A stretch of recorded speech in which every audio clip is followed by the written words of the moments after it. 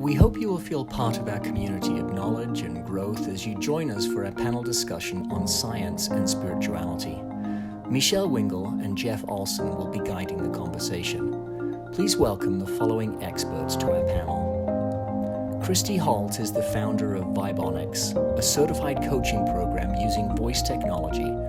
She is a founder and owner of Nugent Magazine, has started over 10 companies, had 6 successful exits, and maintains ownership in several companies, including CBD manufacturing, finance, and a social impact company.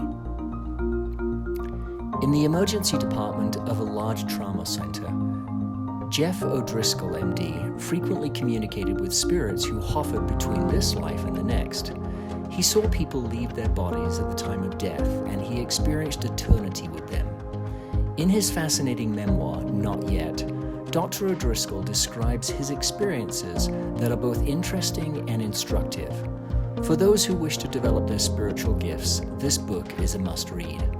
Dr. Jeff exists to help people heal and connect people to their own spiritual gifts.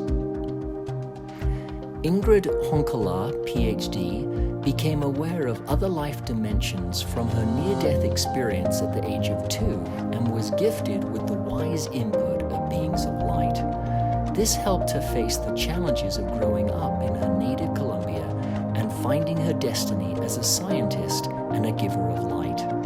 Her worldwide oceanographic surveys and her love for travel have brought her to 56 countries. She faced deadly war zones, underwater explorations, and spent time at a NASA research center. She learned any human experience can be illuminated from within. Hugh Vail is an entrepreneur, instructor, and executive. He is the creator of Mustang Medicine and founding partner of the Clapham Foundation. Hugh believes a return to virtue is necessary to elevate humankind, which is what he proves through Mustang Medicine. Please enjoy the conversation. All right, let's get this started. Science and spirituality, does it match up? Is it congruent with each other? Go, panel. My beautiful people. My spirituals and scientists. Yes, Jeff. This is a question that I get asked a lot, being a physician for 25 years in the emergency department. People would ask me a lot if my spirituality somehow contradicted what I learned in medical school. And sometimes people ask me if the scientific community was antagonistic toward spirituality. But for me, it was never a conflict. I never understood the conflict in people's mind, because in medical school, I learned all about the physical body, how to take care of the physical body. And we didn't talk much about spiritual things, but having a physical body we take care of doesn't mean that we don't have a spirit that we can take care of as well. And for me, the two are complementary, not contradictory. Yeah. So we talk about this all the time, every day, and we talk about alignment, right? And we talk about being whole. To me, the science is the study of the physical, which is what we can see, touch, hear, feel, and smell. It's everything that we are thinking about. It's our thoughts. It's our body, right? Where the spirituality is what we feel. It's the metaphysics. It's the mystic. It's what we can't see, touch, hear, feel, or smell. Or right? describe even sometimes. Or describe sometimes. It's the intuition. It's the knowing, right? And people talk about being in alignment. And they are contrast, in my opinion, absolutely contrast, because we are spiritual beings having a human experience. So when we're in alignment, it's our science in alignment with the spirituality, and it becomes our human experience. So to me, it is alignment. And the awakening is realizing that the spirituality is not outside of us, that we are it. So therefore, it's that alignment. For me, it was the same thing like with Jeff. People ask me, but you're a scientist. How can you be spiritual? But it was the same thing for me, that there was never been a difference. It's like the separation is in the mind. And as an oceanographer, I had the opportunity to go to, like it was said in the video, 56 countries in the world and exchange science and spirituality. Because wherever I went, I realized if I am my authentic being, I'm already being spiritual. So what is the difference? I'm already being who I am. And when you open yourself to be who you are, people will come to you. And the conversations will happen. And the questions, and now people want to know more, and they feel safe with you, and they feel like, can we talk about this other subject? And then now you break that separation, and you become that you are. And actually, as a scientist, it's when you align, like you said, and you start connecting with creativity. And like creating all these incredible projects and ideas because you're not separated. You don't have that barrier. So aligning with the spirit actually accentuated the scientific and vice versa. Yeah. Yes, because now you don't stay at the level of the problem. Now you're not open to resolve. That's where we become the creators, right? When we're in alignment, we utilize the physical and the spiritual to create the life we want. Do you guys have anything that you do to create that alignment? What processes do you have to use? Or is it just part of your everyday? You're looking at me, but I feel like I keep talking. Daily practice is what changed my life, and understanding how to be conscious of this alignment, and how to get beyond what was right in front of me and see beyond and imagine and dream and what is possible, right? And get outside of my senses, which is the science and the contrast. So for me, I started exploring, like, what would that feel like? And that's how I could get into the feeling and the emotion, the spirituality, and really dive into my intuition to guide me to create beyond what I could see. One of the things that is important for me, too, is to remember that just because something's scientific doesn't mean it's not spiritual, or vice versa. We tend to think of things as spiritual when we don't understand them, and scientific when we do. And I'm also a historian, and one account that I read comes to mind. It was in the early 1800s or mid 1800s. A man drowned in the surf off the coast of Hawaii, and his lifeless body was dragged ashore. And one of the people on the shore had this spiritual experience, had this impression to put his mouth on this deceased body and blow air into his lungs. This had never been done, it never conceived of before. And they revived this dead person by giving him mouth-to-mouth resuscitation. And in that time era, that was a totally spiritual experience. He was moved upon by some spiritual force to do it.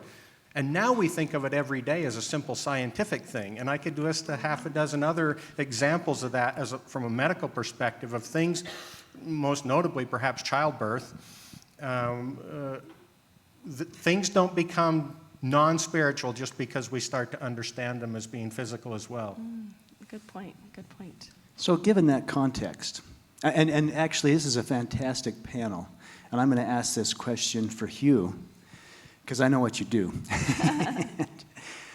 Will the world ever come to a place where spirituality and science find common ground? I mean, you've found it.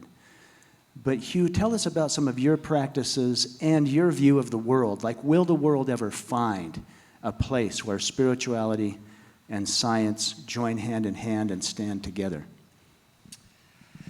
Yes. And I would even, let me preface how I would answer that with going back to your question of what's the daily practice that I go through to get in that alignment, right? Because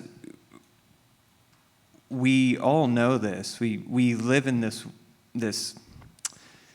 world of duality, right? And so in the little intro, I don't remember exactly what it said, but it said something like, Hugh believes virtue is the answer, or that we need to return to virtue, or something like that. So if you look at the duality and you say, okay, well, what's the opposite of whatever it is that we're talking about? And so if you have virtue, that means you have to have vice, right? So that's an example.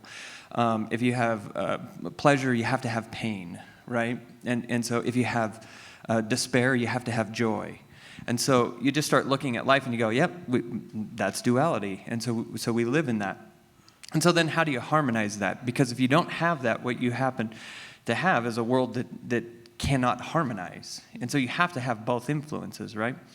And so for me, every morning I got to wait. I've got wild Mustangs, the horses, and so I spend a lot of time barefoot shoveling horse poo, right? And so I do a lot of that, and I think that helps me be aligned. But before that, I wake up every single morning, and at 5:30, and I started doing this quite some time ago. I'm not exactly sure when I got real diligent with it, but I get up my alarm goes off at 5:30, and then I study from 5:30 to 8:30, 9 o'clock every single morning. There's a fantastic book that I'm reading right now that I think really addresses this, and if you haven't read the book, I totally recommend it. It's called The Tao of Physics, T-A-O, The Tao of Physics. And what it is it was actually written in the 1970s, and it's a blend of quantum physics with Eastern mysticism. And in a different definition of mysticism than what you were talking about, what they're trying to say is Eastern religion and Eastern's wholeness and that Eastern connection that they have, like in Tao, right? And how is quantum science and quantum physics, how is that starting to run these really strong parallels between these two worlds and to balance it? And so, anyways, I've been studying that quite a bit, and the thing that has helped me out is to connect with. I've been reading that book. I'm almost done with it. Bury My Heart at Wounded Knee, or is that what? Bury My Heart at Wounded Knee, and there's a quote in there from Chief Joseph, and he was up in Oregon in that tribe area, and he said, so they asked him, the government at the time, they sent a representative from Congress, and they said, hey, we want to build schools for your tribes. And Chief Joseph says, well, I don't want your schools. And they said, well, you don't like education, right? You don't like science, And he's like, I don't see anything that's I don't, like, you can't come in and give me the education when you're living this disconnected life, and I'm living in total connection with everything that's around me. I see this wholeness from everything that's going on around me, and so I value learning your alphabet and learning where you believe a period and a comma should go. Sure, that's great, but it's the connectedness that I don't think I'm going to get, and my people are going to get within your schools. And so I think being out in nature and being with the horses, for me, always aligns me, because I start to see that I'm not the only one running around. I'm not the only one with problems. And when you're connected into nature, you have to get into the science of what's happening in nature. And there's a tremendous amount of science that's out there that explains this. And then you start to say, wow, this is how we're scientifically connecting. And I think that connection is the spirituality and the science marrying together. Yeah, you talked about the laboratory. Will you talk about that? Yeah. I see things as life itself. Our daily life can be used as a laboratory to experiment who we are and how to find ourselves and how to relate with others. I always say, like I mentioned before, spirituality and even meditation is not a doing. It's a state of being. So when people take it as a chore, I have the chore of meditating 10 minutes, it's nothing. You're not doing anything in reality. What if you are that? What if when you're in the line in the supermarket, what if you're in the bank, what if you're in that moment where you're desperate because it's not your turn yet, you stop and you breathe. And you become that. So at that moment, you're doing that little experiment. What if I do this? And it starts changing not just what you are experimenting with yourself, but the people around yourself. The moment you turn and smile to the other, you're like, oh. And now maybe a little conversation happen, and the energy in the space start changing. So, yeah, we... And so much of it, too, is coming to an awareness of this process. Yes. I was visiting one day with a couple friends. In fact, you were there, and so were you. And we were talking about spirituality, and we were talking about spiritual gifts. And somebody asked about what spiritual gift would you most like to have. And one person described, they were referring to a biblical example and said, I want to be able to bring people back from the dead. I want to raise people from the dead. And I had never thought about it in my 25 years in the ER, as many times I'd done it. Until that moment, I'd never thought about it. It dawned on me, wait a minute. I've brought many people back from the dead. I grab the paddles, I charge them up, and I give them a shock, and people wake up from the dead and speak again. And see, 100 or 200 years ago, it never would occur to us that the heart consists of electrical activity and to reset the heart with an electrical shock. And now we just take it for granted, but it's a profoundly spiritual thing to think we raise the dead all the time. We just don't think about it that way. Well, and even some of the things we've been working on lately is measuring, to your point, that we have a body force field, and this is believed in Eastern medicine. And if we begin to start to measure the energy that we are, and then start to reconnect to the feeling. And we've been, I like to say, programmed to go from the thinking to the doing, and then people are confused because they don't align with the spirituality of it. They don't align with the feeling of it. So what we study every day is, and have algorithms to prove, and study the energy force field and connect to the emotion that then is connecting you to your belief system. Why is my result this? Because I feel this way, because I choose to follow that thought. So how your thoughts and your feelings are in alignment. And now that we can begin to start to test that, are we testing spirituality? Maybe. We're testing the feelings and emotions that are causing that alignment. And now we can give truth into something that hasn't really been able to be tangible and seen before. Wow. I love that. I love that. Even going back, Chief Joseph, which it's interesting, that wasn't his name. That's what we call him. His native name, when translated correctly, is thunder rolling over the mountain, which had a significant secondary meaning, which simply was to tell the truth. To tell the truth straight. But for someone like that to say, it's my connectedness, it's my wholeness, it's my oneness that gives me power. And to realize in life that life's the experiment, life is the adventure. Gosh, if I could live in the awe and wonder of a child, of every day is a new day and a new experience, and then to even get into the physical part of that in such a way where we begin to measure. We begin to measure the spirituality of someone. What I'm hearing is that, gosh, these indigenous elders and shamans and gurus, which many people would say they talked all kinds of crazy voodoo and savages and this and that and the other thing. Do you feel that we might someday say, wow, they got it. They got it, and we're now coming around to a place where we're beginning to connect and realize what they were talking about at a scientific level? I think it goes back to what you were saying, too. Sorry, Hugh. Is it possible, and when is it happening? It's now. It is, in my opinion, in my own being and my own world around, it is now. Everyone is waking up going, wait a minute. We are connected, and what is connecting all of us is the spiritual, right? It's the feeling of connection. It's that we don't have to speak, and I can feel your energy. I can feel you. I can feel what that means.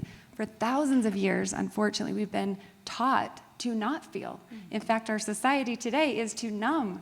Yeah. What are we doing? That takes away our alignment of this life.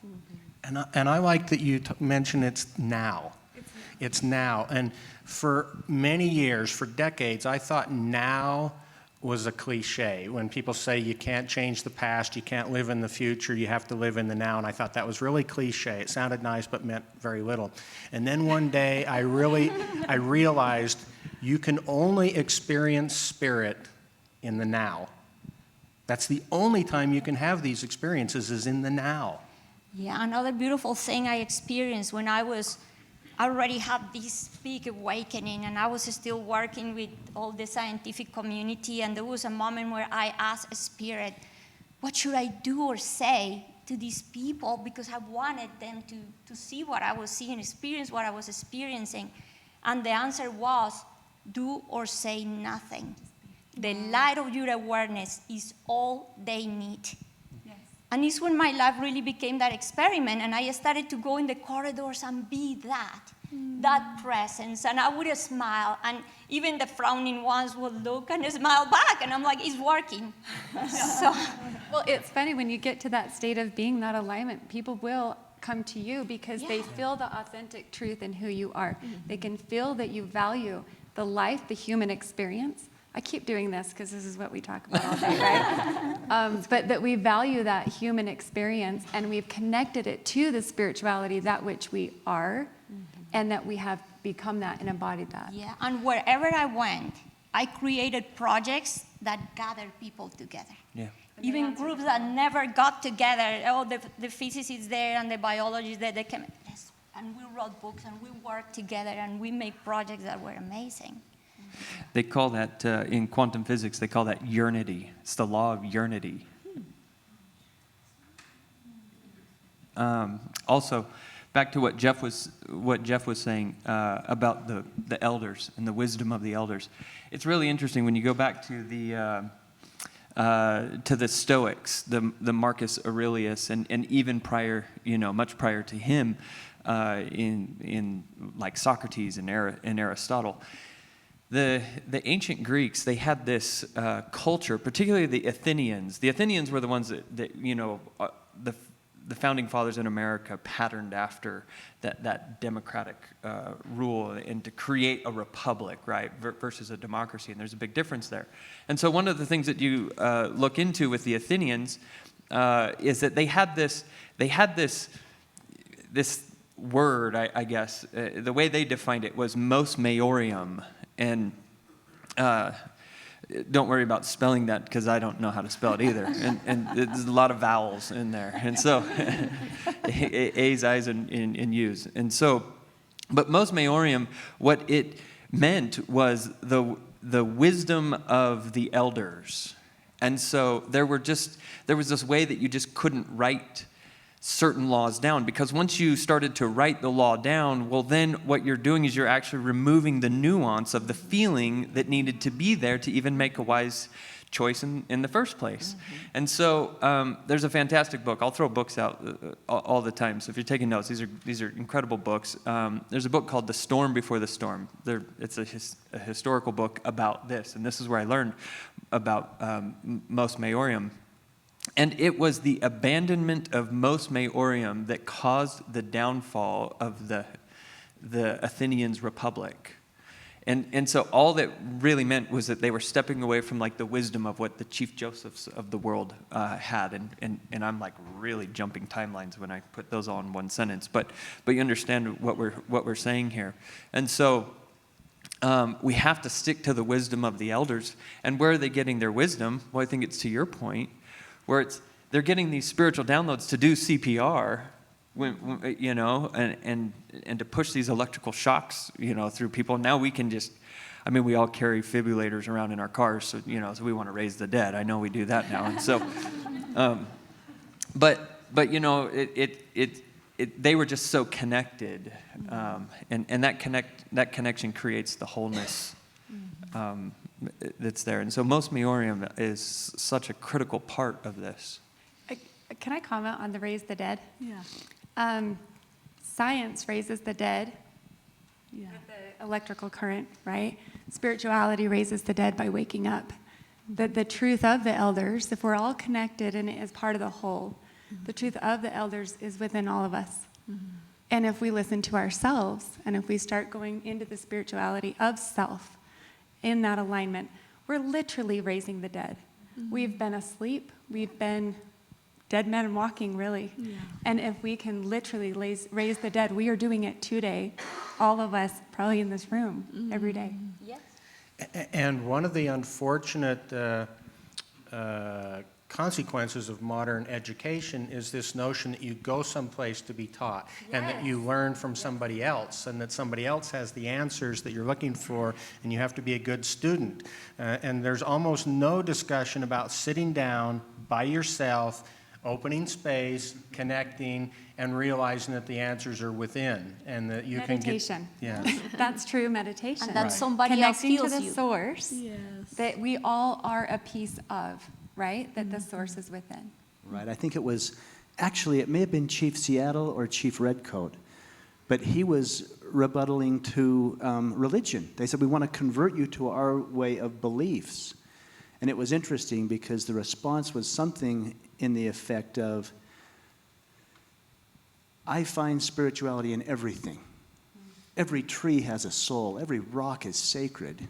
And you want to put me in a box and have me look at a painting of what is real and tell me that's God. You know, it was confusing to him. It was confusing in such a way where he was saying, I am connected. I do feel that all around me. I do feel that peace, that beauty, that love, that oneness, that wholeness by simply being barefoot, out in the dirt. Well, and if you go to what we were talking about with Chief Joseph, the number one reason that he was so vocal about why he didn't want the schools is he said, because the schools teach us to build the churches. And so the congressional representative said... You should say that like 4 more times. Yeah. And so the congressional representative said, you don't want churches? And he said, no, because the churches teach us to argue about the Creator. And that was how he saw it, right? And so, now that's not to say that you don't need constructs, and Jeff can articulate this really well, but amongst shoveling horse poo, I just got to go back, somehow I ended up on here, and I really just am good at shoveling that, and so, but amongst that, what I love I just love to dive into words, and so here's something that just helped me out a lot, I think, that's related to this, is to understand the difference or the proper definition. Socrates said the beginning of wisdom, right, that's mos maiorum, is the wisdom of the elders. The beginning of wisdom is the definition of terms. So if you have a term, that's church, and then you have another term, religion, and then you define those the same way, well, why are we using 2 different words? So they've got to have 2 different definitions. So what's the proper definition? So the beginning of wisdom is the definition of terms. So church, what religion is, everyone has a religion. And so there's just as many religions out there as there are people. And I'll give you some examples of a religion, because all a religion is the construct of what you believe, think, and act, and habitually go out and do. That's your religion. So, maybe CrossFit is what you habitually go out and do, right? Or Starbucks, right? Yeah. And so then if you have this way of being, and then you go plug into it, and so yoga is a religion. And so then all you need is a building to go meet with other people who believe in this religion, and we call that a church. And we could also call that like a yoga studio, right? Or a CrossFit gym. So there's all these CrossFit churches. It's or a corral. Or a corral. Yeah, it's my church for sure. And so that, I think, helps to define that we have our religions, and it's the church is there to promulgate or propagate what the church is there to propagate and promulgate what the religion is about. So that's why you go to the CrossFit gym, because you're going to get the daily work clear. I don't do CrossFit. I got enough stuff I got to pick up and move around. And so, you got your WOD, I think, the workout of the day. And so that's what the church is delivering to you. And so what, Chief Joseph was just saying, what these churches are doing, the way that they're promulgating these truths, I just don't see them as truths, because they're not connecting all of us. They're not showing us how to connect in wholeness. And anyways. What if you went to CrossFit and you just felt everything that was there, and you experienced every drop of sweat, and you experienced the muscle gaining, then you become it becomes a spiritual experience. Then you can turn it into the spirituality. Well, I had an experience, and people will laugh at this. They'll think I'm joking. They did the night I said this in your Mustang Corral. People at the end of the night were talking about what experiences they learned. And if they were going to, if the horse was going to go back to Creator, what would it say I did for this person, right? And people laughed at me when I said this, but one of the best things that night was taking in the aroma of being back in a corral, because I grew up in a corral. I always had a horse when I was young, and it was a total experience to just be taken back to that place just by the aroma and the sounds of being there and experiencing all of it, not just the intellectual part of it. Yeah, I love what you say, because that's what I do. I practice presence in everything I'm doing, even when I'm doing the dishes. Yeah. It's just like hearing the water, hearing the sound of the dishes, feeling the water in my hands. So once you're there in that state of practicing what we call the now, the present moment, then now you are in the state of who you are, what we are, present. To kind of take it to another idea about spirituality and science is choice. And for me, the more spirituality I understand, which every time I think I know, I learn I don't know more, Right. is to understand the choice. And anything that takes you out of choice, any belief that makes you feel like you have no choice, it takes you out of spirituality, right? And so, and what I think is cool is to understand the thoughts that we choose, the feelings that we choose, and that is creating the essence of us. And so what can we see, touch, hear, feel, and smell, and make it be our perception and make it our truth that we choose to believe over and over and over again. And that becomes our religion. And that choice is so crucial. I hang around in circles with a lot of people that have had out-of-body experiences, sometimes near-death experiences like Jeff and like Ingrid. And almost invariably, when somebody is in that moment, in that total spiritual moment, often out of their body, one of the things they experience is choice. They almost invariably come back and say they were given a choice, whether they wanted to stay there or come back, or some other choice about how they interact with the difficulties in their life and the importance of being able to choose. Well, and consciousness truly is knowing you have a choice. And that every single thing is a choice. And if we understand that, we're making a choice whether we're conscious or not, right? And the more awareness that we have in that choice gives us the result that we want. And that's what manifests, that's what creates this science. So even connecting the thought and the emotion, and in that alignment manifests everything you want, well then how do I choose more of what I want? And then how do I align vibrationally with that? And I think that's another cool thing recently, talking about vibration and energy, because that's the measurement, that's the scientific measurement of our thoughts and our emotions. So now that we can measure thoughts and emotions, which is our spiritual essence, now we can really see how they combine and understand that what we see is a manifestation of that alignment or misalignment. I mean, I love that. I've come to the conclusion of myself that there's only one cosmic law, and it's free will and choice. I mean, and even that journey you talk about from here to here is a choice. I mean, everything is a choice.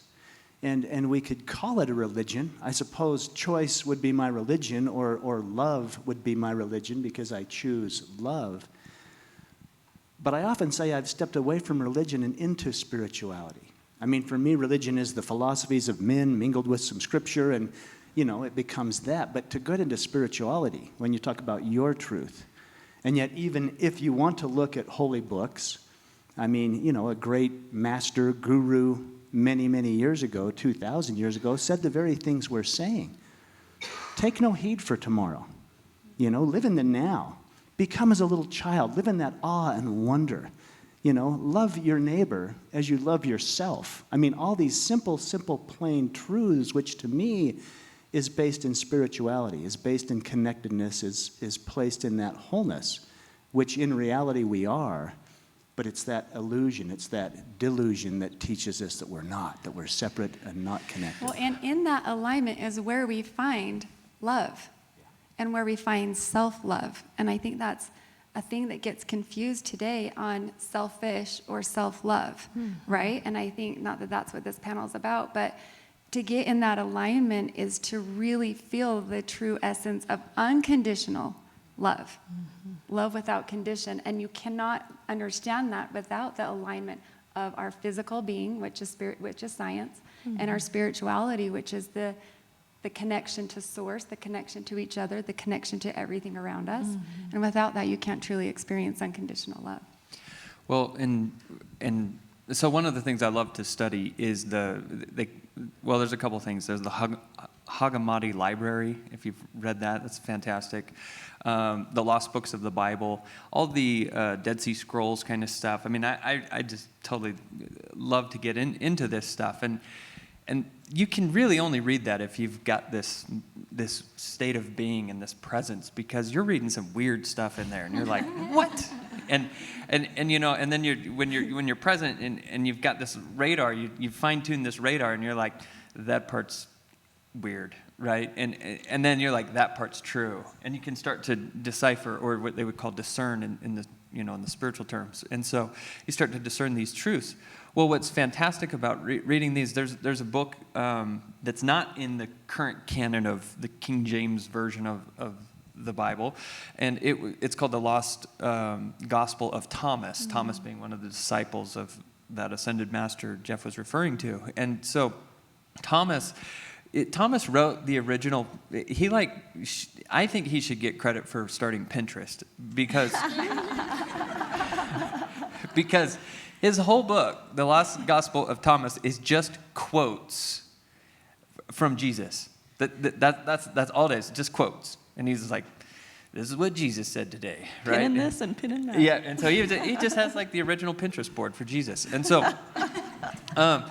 and one of them, and it's only like 96, they broke it down into verses, right? They didn't write in verses. They wrote longhand. We went and broke it down into verses. And I think like the 89th verse or something like that is this quote. And it literally, they put in quotations of it. And the quote says, the kingdom is within you. And that's what Jesus said, right? And so it's like, that becomes, very, very, it's inside of you. And to going back to, what they were talking about with, Dr. Jeff was talking about with the Mustangs, what happens, the whole process of training a wild horse is that if you can break it down into one real simple thing, all you're trying to do is show him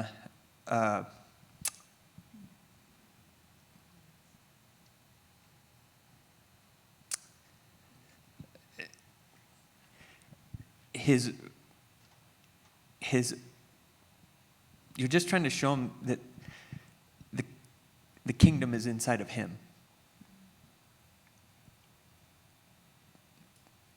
The wild horse is totally hardwired to think that everything is going to kill him. So if you've ever been around horses, you see like plastic bags, right? You shake a bag, or you've been on a horse and it like the stupidest little things like just scare them and spook them around, right? And the reason that happens is because the horse doesn't understand his own magnificence on the inside. So what we see is how magnificent he is on the outside, right? And so that's what people love about Mustang medicine, is that this becomes the metaphor of all of a sudden you realize at the end of Mustang medicine, you're like, holy crap, I am way more magnificent than what I was thinking. And so now I'm just on this thought of magnificence, and I'm getting emotional about it. And so I think that in the end, life at every turn is pointing us within. Even when we're doing science, why do we ask questions? To resolve a problem. Because this is going to bring us to create new technology, to evolve. What life is forcing us to do when we suffer, when we go through pain, when we go through the horrors, when we go through challenge, is forcing us to ask questions. The moment we ask, we start seeking. And the moment we start seeking, we evolve. Yes. Because we're moving out of this space of just being tangled in what we are, and now we're like looking for something else. So life is in just everything we're doing. Nature is showing it to us, science is showing it to us, the daily life, the sickness, whatever is in our life, is pointing us to go back within. And I think to your point a little bit earlier was what's the daily practice? Because I think we open up the magnificence of who we are, and then we get to come back to this reality of daily life. Yeah. Right? So in spirituality, we get to see the magnificence of the universe, of source, of our creator. And when you tap into that, it's mind-blowing. You can't even comprehend it. You couldn't even find words for it, right? Yeah. Because it feels that big. And then we get to come into this human experience that feels a little bit limited. Yeah. And then how do we get past that human feeling, and how do we apply this to our daily lives?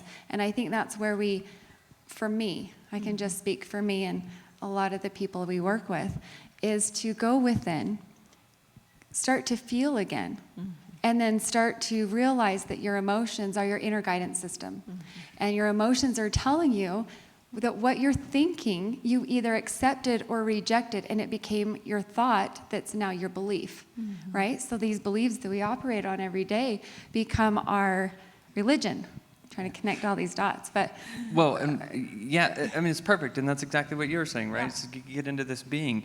And this is one of the most confusing things for quantum physicists, and one of my best friends, he's just a dear friend of mine. He sits on our board of advisors in our foundation, and he's an incredible quantum physicist, and so I get to just go pick his brain on stuff. And one of the things that has been so challenging for quantum physicists is that when they get, and I'm going to try to really dumb this down like cowboy language, right? And so this is very complex stuff. And what's happening is when you have two particles that are colliding into each other, and the way it was described to me was like, imagine you have a pool table, right? You're just playing pool, right? And you can calculate, physics can calculate with the math. If I hit the white ball over, to the red ball, Yeah. and then if I hit it at this angle with this much force, it's going to transfer. And there's all these laws in physics, right? And then that red ball is going to go over there at that direction. It's going to roll this far. Well, in quantum physics, when they run, the particles are like the little pool ball, right? And so when one particle goes in and crashes into the other red particle, the red particle doesn't go where that pool ball was going to go. It like shows up back there on the couch, right? And they're like, what? And so here's what scientists have started to figure out. They started to look at this. And these were the guys that were working on cold fusion. And they've still been working on cold fusion, right, this whole time. And so what they did is they tried to go into the cold fusion and say, okay, sometimes it works and sometimes it doesn't work. And they were sitting at this cafe, and the scientists were just looking at everything. This was quite recent. And they were looking at everything, and they said, okay, the only thing we haven't thought of is belief. Yeah. And they were like, okay, let's go back and look at all of our notes. And when we showed the cold fusion and it worked, let's look at the belief of all the scientists who were in the room. And then let's go look at the belief of all the scientists that were in the room when it didn't work. And what they always found out was that there was a scientist in the room when it didn't work that didn't believe that it would work. And so then this is so exciting. you just have to wake up at 5:30 and read super nerdy books. And so, Well, even, do you mind if water? Yeah. So this is a recent study that we've been working on based on bioenginetic water, right? I don't know if Dr. Emoto, if you've ever seen just talking to water and how the particles take a beautiful shape or if a fragmented shape based on the energy, the frequency of the voice, which obviously this is my world, so I talk about this a lot. It's got everyone talking. Just kidding. But anyway, it will take on the shape of the energy that it's given. Well, we are 70% water, and so if the belief that has an energy is then impacted into the energy that which we are, it will manifest. Yeah, it's Yeah. mind It's over simple. matter. It's Yeah. simple physics. Let's It's geek simple out over physics. this. It's I love science. this. It's science. It's the choice. We go back to the choice. And just sitting here, choice becomes an intelligence. When it moves out of you, it becomes an intelligence. It's the energy that we creates it. move from that brings back exactly that same energy. And we also have the belief that challenge should not happen. When challenge is a gift, is the door to a wall. What do I do Perception. when I'm sitting in the couch and never move again? Okay, the couch potato and life will come and flood the house.